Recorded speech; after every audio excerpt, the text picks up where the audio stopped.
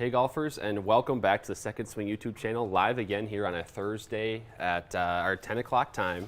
We've got a fun one today. I hope all of you have had a great holiday couple of weeks here. Great one today, and as many of you know, well, if you've been watching the channel really at all, you've seen that we use Trackman technology to gather all sorts of information, whether it's for club comparisons, whether it's for instructional items, anything like that. So we wanted to bring in a representative from Trackman to kind of explain what Trackman is and really why it's so valuable in the golf industry. So, the technology, it's accurate, it's easy to use for us fitters here. It's very innovative, and we're so lucky to have it. And it's a big reason why our fitting process is so highly regarded and award-winning. So, with that said, the special guest today, joining me today, is Lance Vinson. Lance is a PGA Tour rep for Trackman and is taking some time out today to join us. Lance, first of all, thank you for taking the time. I hope you've had a great holiday week. And how are things going for you? Everything's good, Drew. Thanks for having me on today. Definitely excited for our conversation and all that you all do with Trackman and to have us involved with some of these conversations on what we do kind of on my side of things with the tour. But no, it's been really good. Good holiday season and a little break from the tour and nothing in Hawaii. And then I'll start back up out there in Palm Springs right before the PGA show. So entering in Nice. my ninth year with Trackman. So excited and a bunch of new stuff and so excited for another year. Yeah, I think that's what I'm most excited about here is the how the tour uses Trackman, because I think it's awesome to see how we use Trackman and how the information can be given to amateur golfers and people just trying to improve their games here, whether it's a brand new golfer, whether it's someone that's maybe skilled amateur, single digit handicap. But I would imagine as we get into this conversation, the tour players that are using Trackman on the driving range at a PGA Tour event, it's going to be a little bit different. So it's fun. It's good though that Trackman can help all of those golfers, and we'll get into that here. But to get started here, just for the viewers here that maybe don't know exactly what Trackman is, maybe how it got started, how it works, could you maybe give us that introduction to Trackman? Yeah, we were kind of talking earlier. There's an interesting piece that Charles Schwab had done earlier this year, which was on challengers within industries and innovation, and Trackman was one of those that got highlighted. And so, basically, how it got started, our co-founder and CEO Klaus Eldrup Jorgensen, he was a three-time Danish junior champion golfer, really good player. Him and his brother are hitting balls on the driving range, and obviously very competitive, and they're arguing over who's hitting it better, who's hitting it closer, and wouldn't it be great if we could measure this? Is anybody doing this? And so they go around, they try and figure out what's going to be the best way to measure this, and they go to one of the leading radar companies in the world, happens to also be in Denmark, which is where we're based. And they go over there, they meet with the head of R&D and one other gentleman, maybe it was the CEO, and not really any interest in tracking a golf ball, right? I mean, we're doing huge contracts with military and ballistics applications, and that meeting ended. Well, right after that, Frederick Tuchsen, who's our CTO and co-founder, he contacts Klaus and says, "Yeah, we absolutely can track this." And actually, interesting enough, how he knew, that they would be able to track this was you can't fire a test missile off of an aircraft carrier to see how the radar's tracking it, but you could hit a golf ball There you go. just to make sure that everything is triggering and measuring and all that. And so that's kind of the started in the garage, like all great companies, and started in the garage. And so fast forward a couple years later, they have a meeting with all the major manufacturers. I think it was 5 meetings, 5 demos. We can track the ball in full flight. BS. And so they bring these radars out there. They have 5 meetings, 5 sales, and it was, hey, this was what we kind of thought that it was going to be. It was really heavy just on ball information, tracking the ball in full flight. Hmm. So the manufacturers are using them for R&D. Then fast forward time frame wise, maybe it's like a year or two later, and our VP now, Matt Freelich, who you guys maybe know, he's sitting with Frederick, and it was, you know, Frederick's looking at this spectrogram, which is like a raw data file of looks like a heat stamp to me or you. So he's looking at this spectrogram, and he's like, "Isn't that so cool? We can see what the club is Hmm. doing." He's like, "Well, do you think that would be interesting?" I think that's the most interesting. So then Trackman 2 comes around. Then now you start having teachers, fitters, country clubs, not just an R&D tool. Hmm. And then all the way to kind of where we are now of Trackman 4, which has 2 radars in that box, and computer vision learning and artificial intelligence. So all of that in that box that, started just, hey, we want to track the ball and have the patent on measuring spin, and it was really outdoors. And then now, as you all see, I mean, obviously right behind you with 15 bays, how Hmm. much of it is indoors and outdoors? So the innovation's been unbelievable, and for me, um, to be a part of that. I was a client in 2010. I've been with the company since 2013, so I've seen a lot of that evolution. It still blows my mind. Yeah, and it blows our mind too that we can, come in here and hit a few shots in this bay and get, a plethora of data points. And the nice thing, like I mentioned, is it works for every golfer too. So, but I think the interesting part is how quickly it took off, and then now it's everywhere on tour. I mean, like around here, right? The marquee PGA Tour event for us is the 3M Open, which is at TPC Twin Cities here in Blaine. And I've gone out there last couple of years, and you go on the range and you see Trackmans everywhere. So I kind of want to get started there, and so we have the information that the fitters are looking for in fittings here. The classic, the club speed, the ball speed, the spin rate, and using those key metrics to fit people for the clubs that they need. But on the tour level, is there a difference to what metrics they are focused on, or is it simply fine tuning and being more particular about those metrics that we're using too?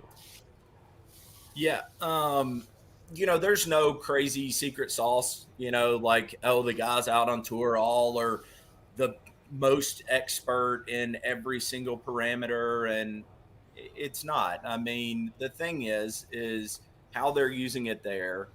I kind of break it into a couple of different types of segments, right? So, and this could be for a player it, Monday, Tuesday, and Wednesday, it could kind of fall into one of these categories. But where you have the player using it on their own with their caddy. Mm-hmm. So in that scenario, this is, they're really diving into carry distance, really just honing in, you know, their yardages. And then you have some that go further down that where they're looking a lot into spin and height and land angle, and then as well as path and face and angle of attack and some of those kind of things as Mm-hmm. well. And the other thing too that you have to really keep in mind is how much these things can change. We were talking about travel earlier, Drew, and when you're playing in the West Coast and you're playing off Poe, and then you come down to Florida and you're playing off of hard Bermuda grass, so how it's Mm-hmm. growing into you. Then you go to bent grass, and so the different turf interaction. So it's not as simple. It would be doing it a disservice to say, oh well, they're just getting their yardages. Well, they Sure. are, but they're also very, very particular on if you've got a morning tee time, is there going to be dew on the ground? What's the altitude here? You're getting your actual distances as well as your normalized distances. And then now you also have the next wave of this where, I think we talked about this a couple weeks ago of on course practice. where now we have an instant ready mode where players are taking it on the golf course. So I went out with a handful of players in Vegas this year because I mean, what was interesting is we can actually get the real altitude on my Apple Watch. So Oh wow. I think we were at 3,300 altitude on the driving range, which is one of the highest points. And then we go down to hole, 7, and now we're at 2,300 altitude or something like that. So, getting these carry distances in the morning, in the afternoon, all that. And then you kind of enter in the next phase of that, which is going to be that time with their coach.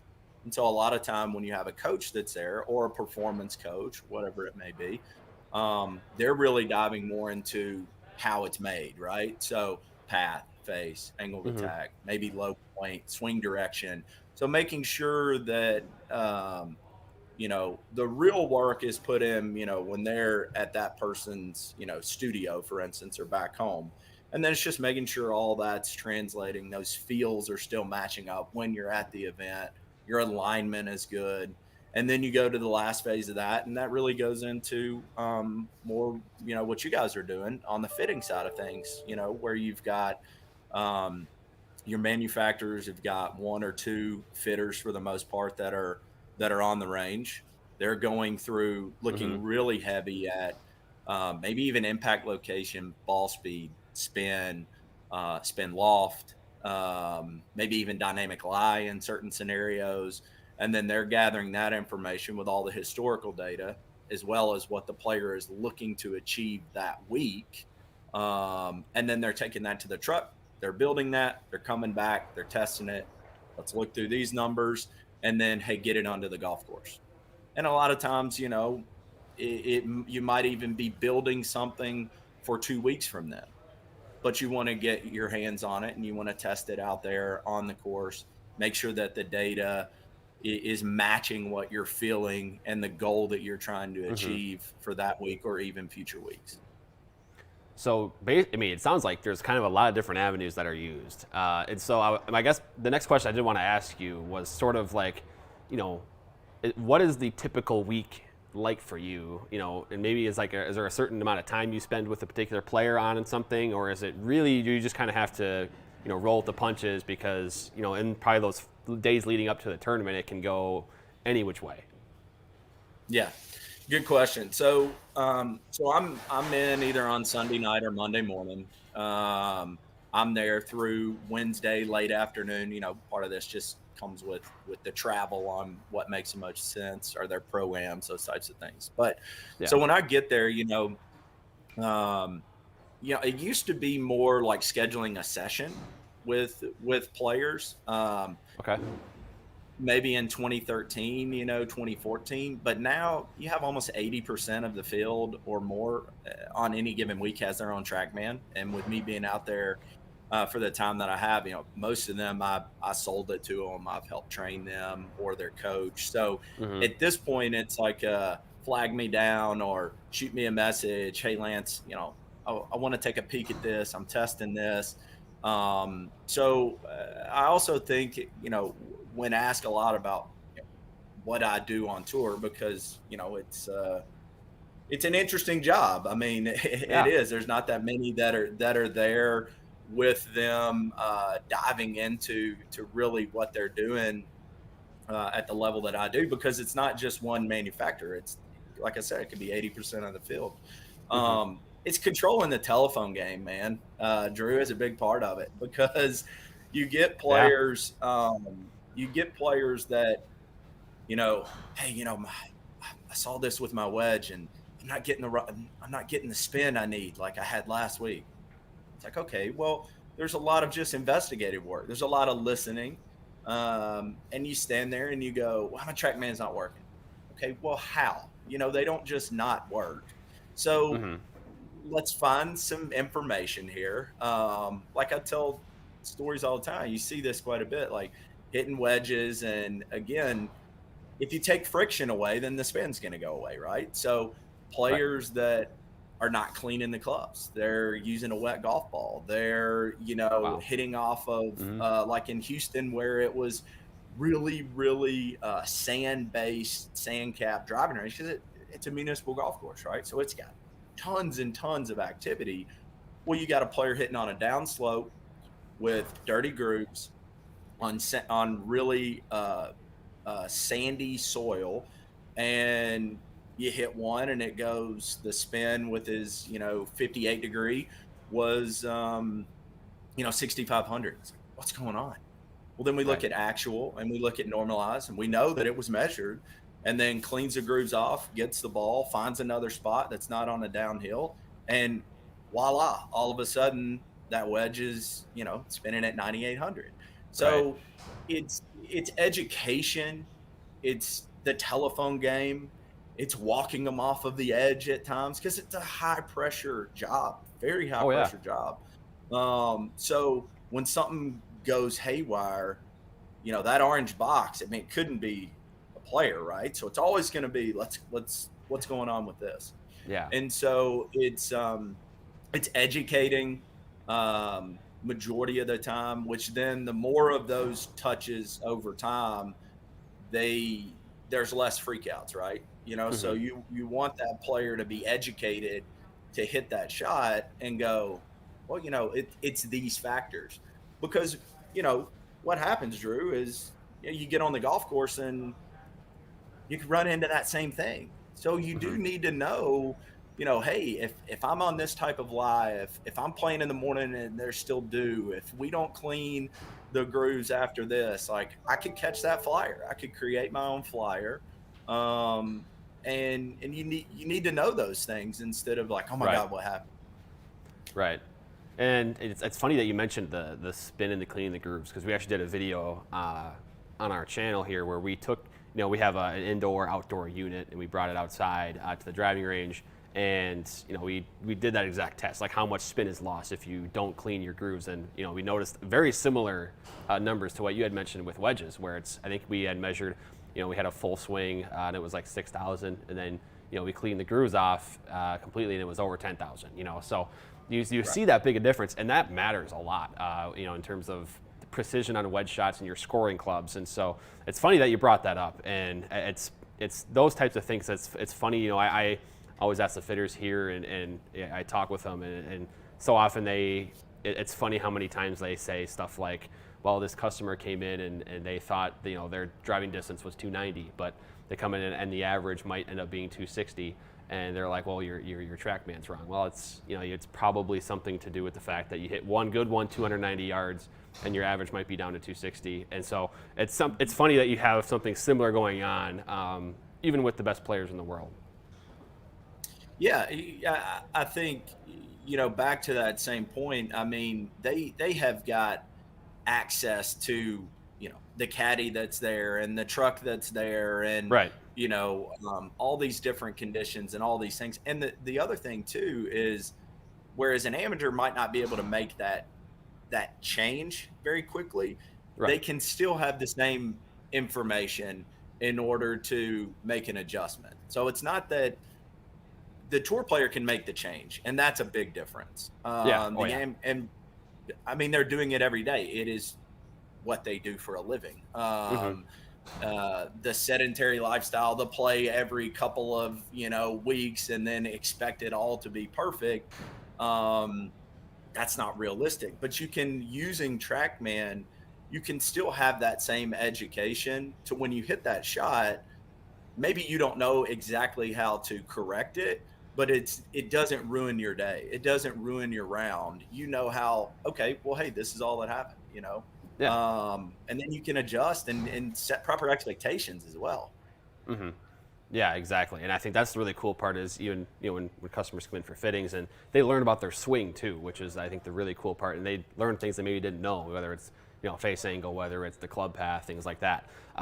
Now, the one other question I wanted to ask you, and if you're willing to kind of share this, is some of the players that you work with. Are there some that maybe are very particular about the data, like some that you have strenuous, working a lot of hours with, or is it, and then there, on the other side, is there some that you can name that are maybe more lackadaisical, more that just kind of let me work with my TrackMan, if something comes up, I'll let you know, but I'm kind of good on my own? Because I know there's a lot of golfers out there very particular about their equipment, about their fitting, things like that. So do you have any feedback on that one?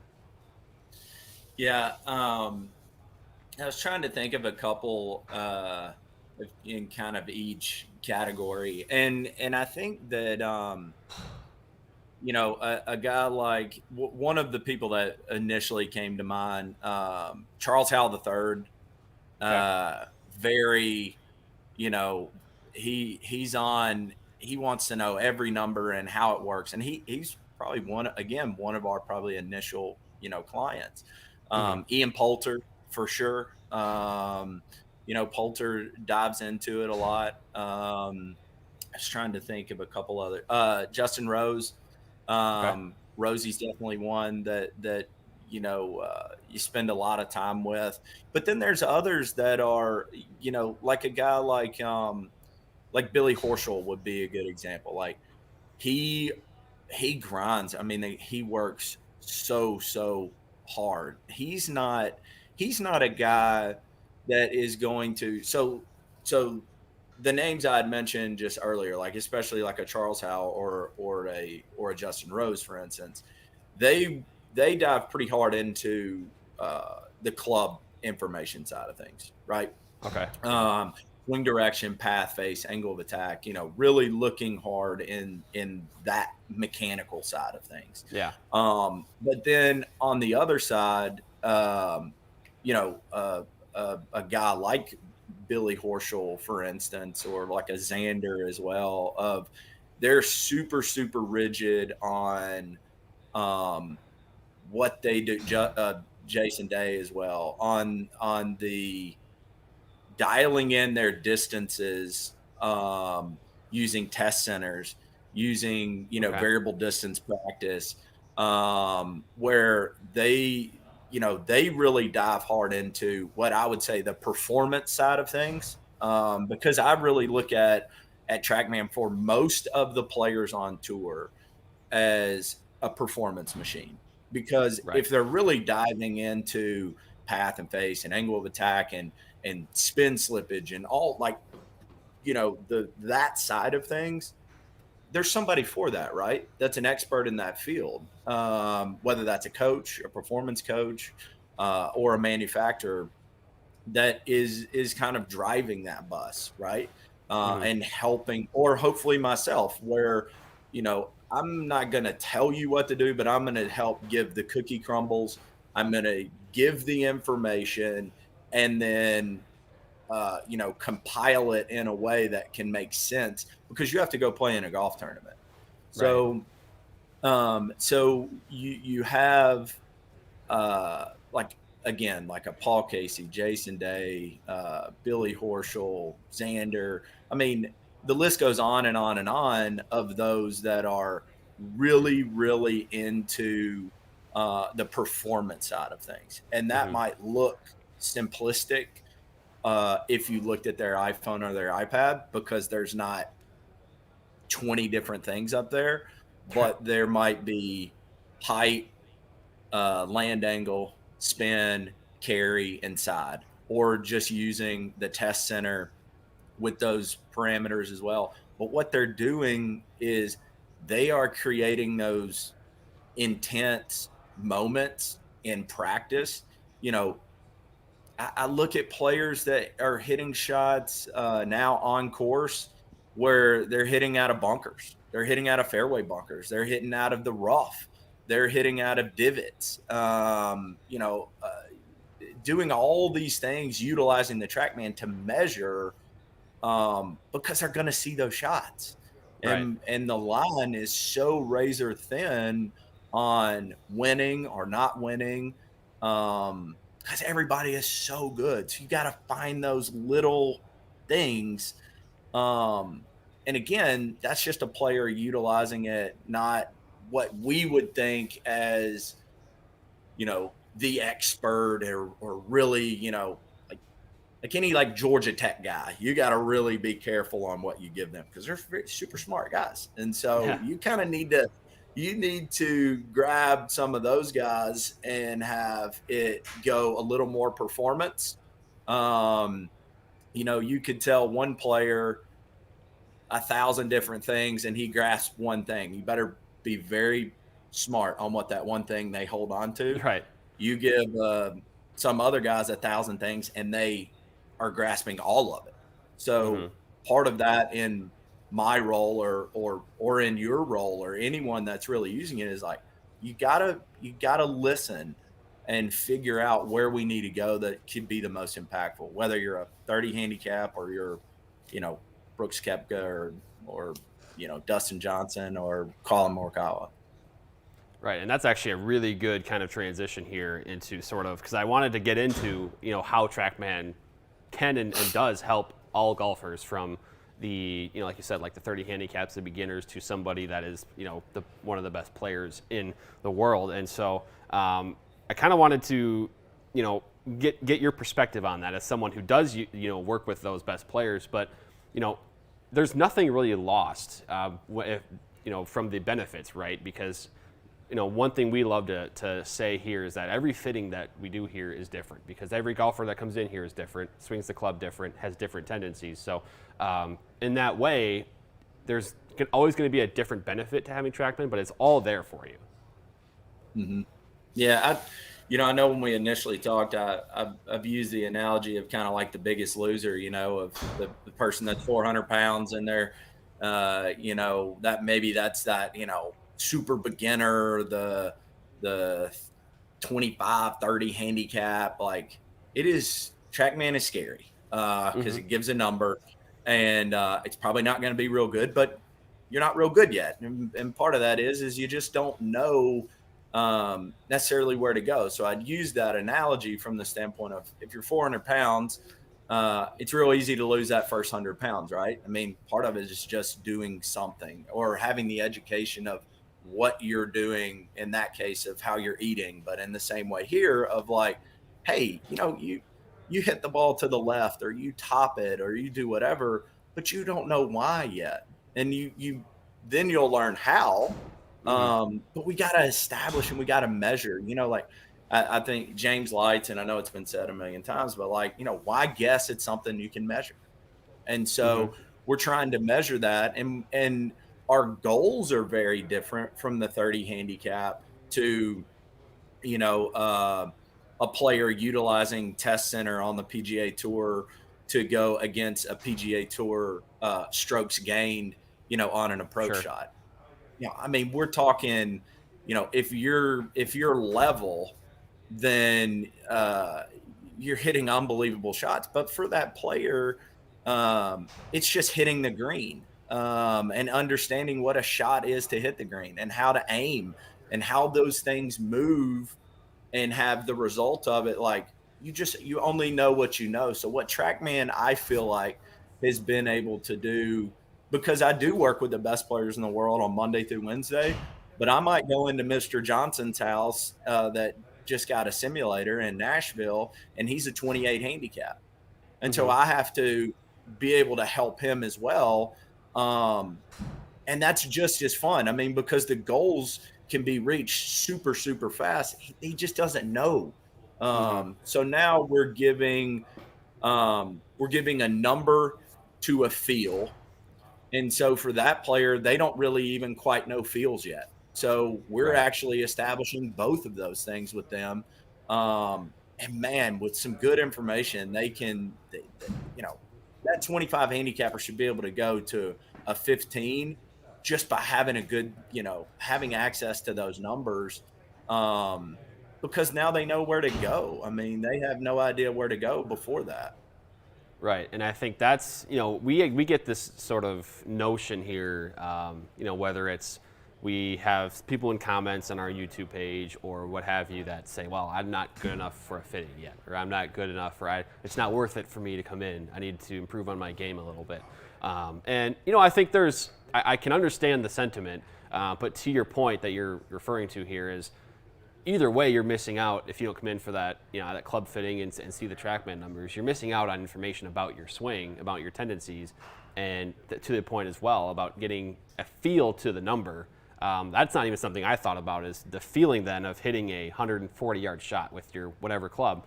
You get that feel, and then you see the number, and it matches up in your mind, and now you know on the courts when you have 140 yards, here's what I have to do. Yeah. I mean, and I think so much of it for that beginner golfer is, are you ready for a fitting? Like, you're ready for the experience of a fitting. Like, you need to have really good information. We need to know where we need to go from here. Um, because, like, again, at what point are you good enough for a fitting? Like, you are good enough for a fitting because you need to come in, learn a little bit. Like, you probably just grab some clubs and then you say, well, we might have something that's horribly fit for you. We give you a couple little tools. Mm-hmm. Um, even if it's just on alignment, or when the ball goes left, hey, it's just because the face is shut. Like, Right. people, even beginner golfers, the thing is too, is like, it's not like it's not like your path is moving 10 to 12 degrees from right to left. Like, you probably have something fairly consistent when you come in. You have a lot of things that are inconsistent, but let's establish what that is, and let's Mm-hmm. give you that information and education, and set the expectation for, like, hey, this is just where we're at right now. We're gonna put some guardrails on what's good. We're gonna measure it, and then we're just gonna keep working down something that's Mm-hmm. gonna be better for you. But I think it's an education opportunity, at the very beginning. Right, and I think that's one of the things I've noticed too. Is I've had a lot of friends the last couple of years have really gotten into golf, with kind of this boom of golf being one of those safe outdoor activities to do, with COVID, and they start playing golf and they're using maybe their dad's old clubs or their grandpa's old clubs, and you see what they're using, and it's some old blade iron, or it's some Yeah. small steel shafted driver from 25 years ago, and that is not going to help you. And so there's things like that. We're even getting fit for something in the last decade that has some more forgiveness, and you can see the For sure. difference in numbers on TrackMan. It can be a big deal. So as we started maybe start wrapping up here, or Lance, I did want to ask everybody that's still watching right now, please throw some questions here in the chat, and we'll get to them, and we can maybe ask Lance get his feedback on some. But I did just maybe want to get you kind of, give you that like one chance here, maybe if there is somebody out there on the fence about getting fit, coming into a second swing using TrackMan for a club fitting, or perhaps even getting a TrackMan unit of their own. What would you say to those players that maybe don't know if they're quite quote unquote good enough for that? Yeah, I mean, I just think being able to, it's not something to be scared of. I Mm-hmm. I, I think that golf in general, can be really scary for that beginner, and, like, even for my daughter that's 7, and going to a golf course, and there's all these rules and there's all these things, but I throw the TrackMan down with her, just to get some carry distances and get some things, and, like, the excitement of having something that's measured, Mm-hmm. um, and it's fun. I mean, you like learning about new things, and so I think that, back to the same point of what I was saying on tour, there's 3 4 different ways that each player is using it. So I think coming in to get fit, getting in front of a TrackMan, it's just going to be something, to me, that there's no downside. I mean, getting better information and not guessing on what's going on is Mm-hmm. going to help you onto the golf course. And Mm-hmm. then, you're more bought into this thing. Take advantage of it. I mean, absolutely take advantage of being able to use this piece of equipment that they use. Best players in the world use. You can probably benefit more than they can. There's just Mm-hmm. bigger dollar figures not Right. associated with their success. Right, right. I mean, some of those guys are playing for millions of dollars every weekend. Yeah.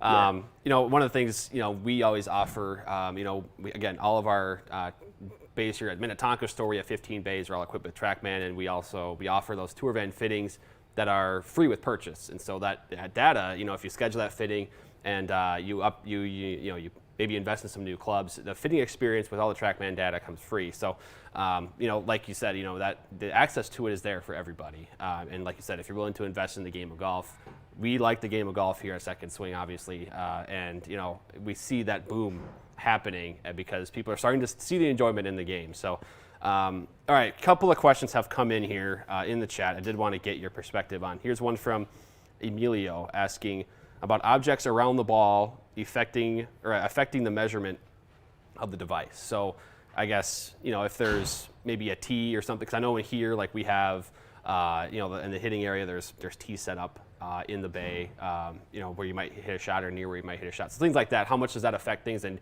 is it, pertinent to make it kind of clear of any objects? No, I mean, obviously within reason. I mean, you don't want to have, something sitting right in front of where the radar is, because obviously you're using computer vision tracking and you're using two radars as well. So you do want to have some pretty clear line of sight, between the radar, the 7 feet from the radar to where you're going to be hitting. But as far as other things, tees or stuff of that nature around there, it's not going to have any effect on that. I mean, I think the other thing too, as far as, so you used to probably hear this, and you still hear it some now, of as far as noise to a radar signal. But it's got to be, somebody walking through, or even if somebody swings and their body gets in front of where the radar is, it's still grabbing all that information. It might not track that ball until it hits the ground, right? Because it's going through where your body is. Mm-hmm. But, and the nice thing too, there's no spot X, right? So just like in all your facilities, it's not, hey, I have to put this right here on this spot, Right. or the Trackman measurement won't be correct. It's a pretty generous area, indoors or outdoors, on where we're picking things up. Mm-hmm. Micah asked, can Trackman export numbers, data sessions into a spreadsheet or any type of device that would keep track of a session, maybe on Trackman? Yeah, good question. A lot of different ways, and you probably know this too, Drew, on sending Mm-hmm. those reports. A lot of the manufacturers actually use those Excel exported sheets, because they like to keep that information in Excel.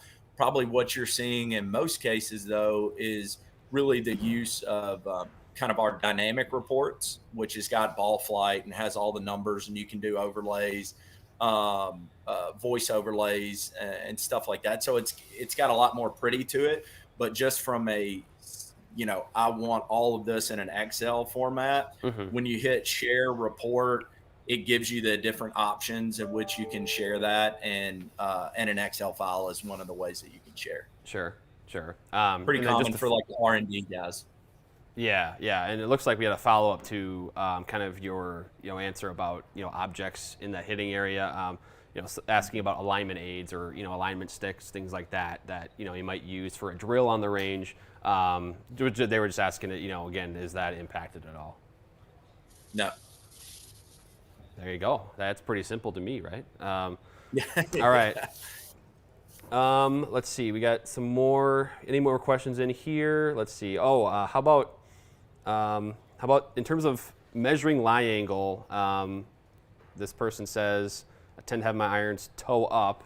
And what kind of difference would you see adjusting lie angle? And the numbers on Trackman, maybe where the starting line is. Yeah. That would probably, I wouldn't even want to be the expert on that. I mean, we look at it some with some players on tour, but really just seeing how much it's maybe moving from, where they started to where the change is, and what maybe the results of that are. I think one thing for me that I see, at least at that level, on the tour level, if you move the cheese around some, they're going to find what works for them very, very quickly. So I don't know as far as moving that, static lie in order to have a direct result on your dynamic lie. It- Unfortunately, and you know this as well, Drew, like it's not an if this then that thing. And that's probably one of the Right. toughest things that is uh with now that measuring all of this stuff, it's not, hey, if I move the ball up here, or hey, if I tilt this, if I should go one, I should increase my angle of attack, and then now I'm going to hit it, 2 yards further. Well, no, there's a lot of factors involved. I mean, because you could now be increasing your spin loft on how Mm-hmm. you're doing that. Or if I have a player that we change their static lie angle in order to get them to release it a different way. We're just creatures that just, we can make those changes. So I know that's not answering the question. Yeah. But I don't know exactly. I think I'd be doing a disservice if I was the expert on that particular question, Yeah. Well, and because I I mean, don't I think think it. And I think we know. I mean, we always say all the time on the channel, and to the people that come in for fittings, is that all of this is player dependent because everybody reacts to things differently. Generally, a more upright lie angle, it's probably going to have a left bias, and vice versa. Flat lie angle, probably a right bias. And you'll see that on Trackman. We've done some tests on our YouTube channel that kind of indicate that, where we kind of go to the extremes, really, really upright and really flat, and kind of see how things go. But maybe a tweak 1 degree here or there. It is going to be, you're going to see probably those biases over the long term. But that's where that tool comes in, all the data information. Maybe you move your irons 2 degrees upright, you look and see, maybe you react differently to that. Maybe you swing differently when you see that toe up, things like that, that you can learn about yourself. So we got one question left here. This is in the chat from AT asking, how effective has the addition of the Titleist RCT ball been for capturing data, and do you recommend all Trackman users update to this new ball? I mean, you guys will be probably the biggest experts on that, as you've done some testing on it as Mm-hmm. well. I mean, I think the biggest thing is, um, obviously not with Trackman. We never want any, outside agencies, right? So, I mean, you don't want to have to put a sticker on the ball or put anything on your club or do any of that, right? So, being able to measure those things with the metallic sticker, as we've done in the past, I feel like was very effective, and it was the Mm-hmm. best that we could do to give indoors. To give, we have super tight tolerances, so we want that to be as accurate as possible indoors. And the metallic sticker did that, but we hate asking people to do something extra. So then this development comes with Titleist. We're able to come up with this RCT ball. So I think the biggest thing is it does increase slightly, I believe, from the metallic sticker. And the big thing too is that now, instead of 2 rotations of the golf ball before it hits the screen or a net, it needs 1 rotation in order to measure spin. So Mm-hmm. there's no downside at all. And it's a regular Pro V1 ball, right? So it's not Right. any, you can go play that in a USGA event. So if you're using that ball and you're hitting indoors, it does nothing. There's benefits all across the board. But it's not that, hey, I even saw on something like, well, Trackman wasn't doing spin indoors. Like, we've always been doing spin indoors. We still measure it indoors. It's Right. just the fact that you have to put a sticker on it, and now you don't. And there's some Mm-hmm. other benefits, like I said, as far as distance goes. But yeah, why not? I would absolutely, every ball I hit indoors, I would Mm-hmm. utilize it, because I didn't have to put a sticker. Yeah, and we started using it here, and we, can definitely see the benefits of it in our fittings. So, we definitely recommend it. And again, I mean, if you're, I guess that's how we'll wrap up here. Is if you are watching this and you're on the fence, we'd love to have you in for a fitting here at Second Swing. And again, like I said at the very beginning here, we use Trackman at all of our stores for these club fittings, in-depth information, and try to give you basically, and I mean, we verified it today, try to give you a tour level fitting with all the information that the best players in the world are getting as well out of their Trackman. So, Lance, I wanted to thank you for joining today, taking what has been about 45 minutes of your time to chat, to educate, and to really help tell the story of what Trackman is and why it's so important in golf. So thank you, Lance. We'll let you get back to it here, and hope you have a very happy new year. Thanks a lot, Drew. I appreciate you all having the time and the questions that came in as well. So if there's any follow-up things that come through, feel free to pass them along. And For sure. Thanks again for everything, and enjoyed the time.